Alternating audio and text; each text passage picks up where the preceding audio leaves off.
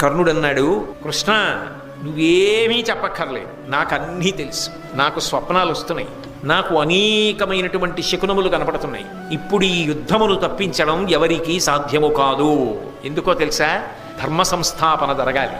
ఆ ధర్మ సంస్థాపన కొరకు నేను పావైపోయాను.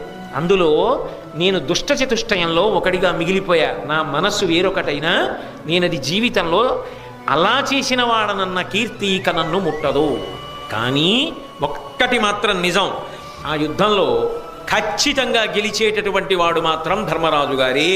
అందులో సందేహం లేదు. నేను చెప్తున్నా కృష్ణ, నువ్వు చెప్పక్కర్లేదు కృష్ణ, నాకు తెలుసు ధర్మం ఎక్కడ ఉంటుందో అక్కడ నువ్వు ఉంటావు, నువ్వు ఎక్కడ ఉంటుందో అక్కడ గెలుపుంటుంది. కాబట్టి ధర్మరాజు గెలుస్తాడు, పట్టాభిషేకం జరుగుతుంది, మేమందరం ఉత్తమ లోకాలు పొందుతాం, వీరస్వర్గం అలంకరిస్తాం, యుద్ధంలో పడిపోతాం. నువ్వు చెప్పక్కర్లా, నేనే చెప్పేస్తున్నా.